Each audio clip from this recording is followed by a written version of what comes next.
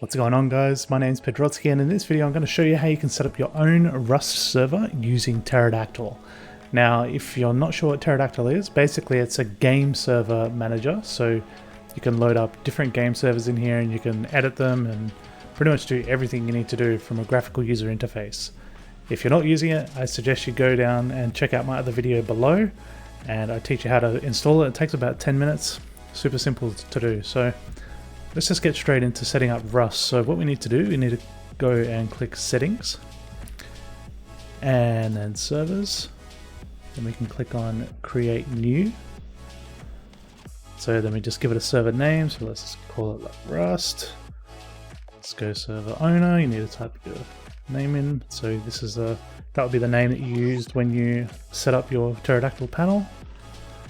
Then for memory and disk space, we can just set that to 0. If you want to limit how much RAM or like how much space it uses on the hard drive, you can put the details in here. But if it's just a server for you and friends, it's going to be fine just to set it as 0. So then we go down to Nest. So we can click on Rust, and then we can select the Rust egg. So a nest is basically, I'll just show you. So we can go like source engine. A nest holds different eggs. So eggs are basically server configuration files. So we'll just go Rust, and then here's where we can configure our actual server. Now don't worry, you can change this after, like if you want to change the seed or something, you can put it in here. So we'll just leave the server name as a Rust server. And then if you want to mod the server too, you can just press 1 to install Oxide mod, so no need to copy over anything else. And we can do other stuff as well, like change the max players or server image, change the Archon password, but I'm just going to leave it as default for the sake of this video. And just remember, you can change this at any other time. So once you've done that, you just click on Create Server. As you can see now, it says server was successfully created on the panel. So we can just go back over to the Pterodactyl home screen, and we can see it says Rust here. It's got our game server IP and that it's installing. So if you go into it, it's pretty much going to show you like SteamCMD doing its thing, and it's going to show you downloading Rust and all the prerequisites that it needs. So what I'll do, I'll just cut the video there, and then we'll come back once it's done and I'll show you how you can install some mods on Rust.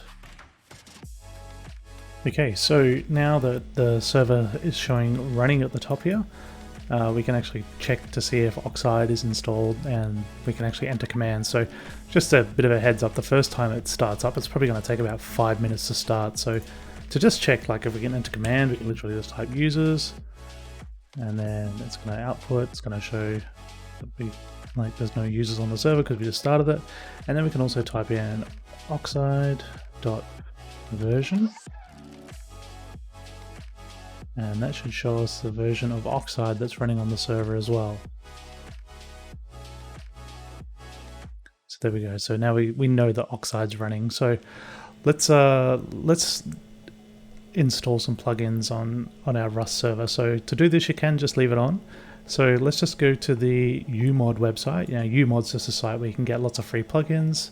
These are the guys that run Oxide as far as I'm aware. So let's click on plugins, and then we'll just sort by most downloads. So if we go to most downloads, it basically means that the plugins that exist here are the ones that a majority of people are using, so you know that there is a decent plugin. So let's grab the Vanish plugin. So let's just click on Vanish. Now let's click download, and as you see here, it's downloaded a vanish.cs. So we can go back to our Rust server, click on, actually I'm going to open this in another window so you can see what happens in the console at the same time. So let's go drag the server here. So we've got our console on the left here, and then we've got our files on the right on the file manager. So let's go down to Oxide. Then if we click on plugins, and watch how hard this is to install. We just drag that across. Files copied over, and then if we look on the left hand side here, it's going to compile the plugin. So here we go. It says vanish configuration changes, saved to vanish.json, loaded the plugin. So now we know that the vanish plugin has loaded up. It's literally that simple. Just copy it over and it compiles and that's it. Now we can go into, I'm pretty sure it's data. Okay, maybe not. Config.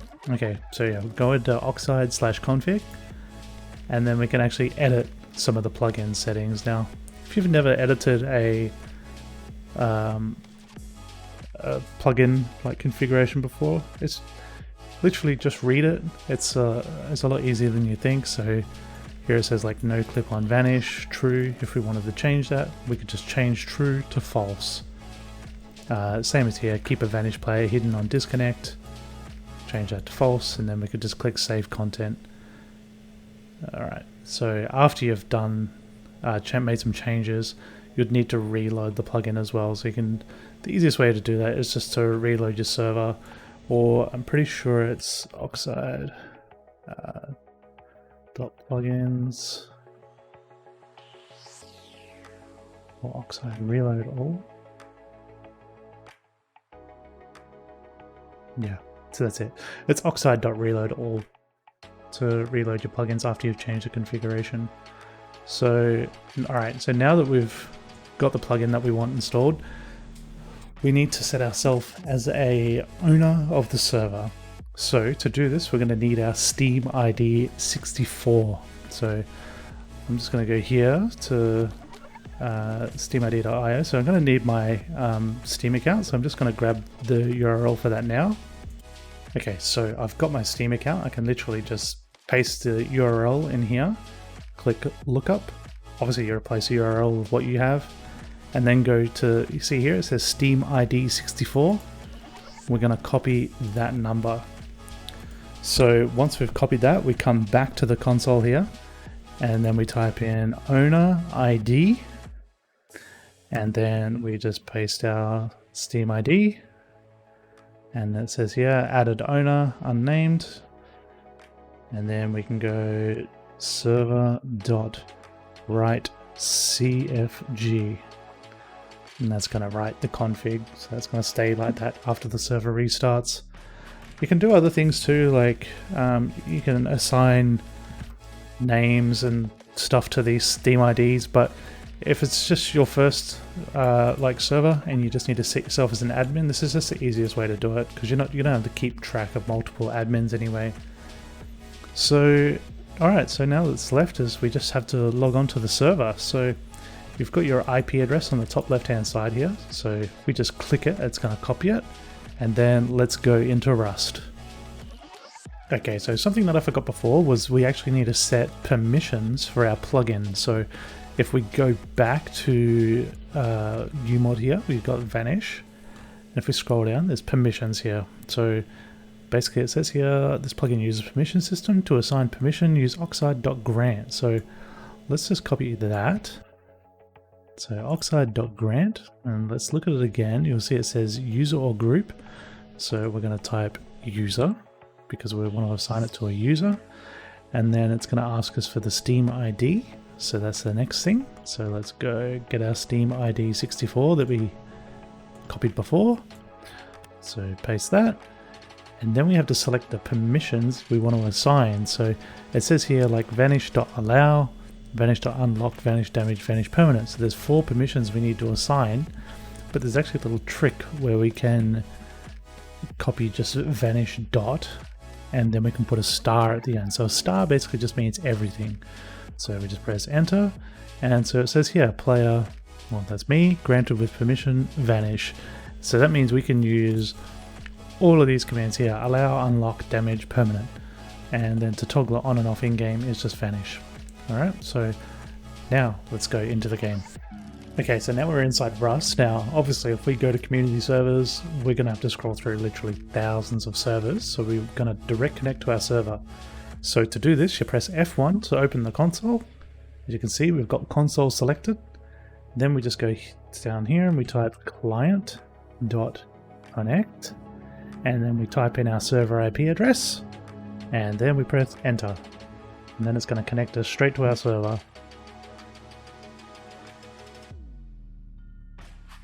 and then we've got to wait the 5 hours it takes to load up a Rust map. Okay, so now we're in the game. We can see that I'm in permanent vanish mode, which is actually a mistake of the permissions. So I'm just going to tab back out, go to back to Pterodactyl, then we can grab the vanish permanent, and then we can just press up, change vanish permanent, and then change grant to revoke because we want to remove that permission. So oxide.reload user vanish permanent. So, and we should be able to type in vanish. There we go, vanish is disabled. So it's as simple as that for permissions. Obviously you'll make mistakes, I've made mistakes, but it's all a learning experience. So yeah, that's it for the Rust server guide, guys. If you get stuck at any stage, just leave a comment below, or just come and join us on Discord, and we're more than happy to help you out. So thanks for watching, and we'll see you in the next video.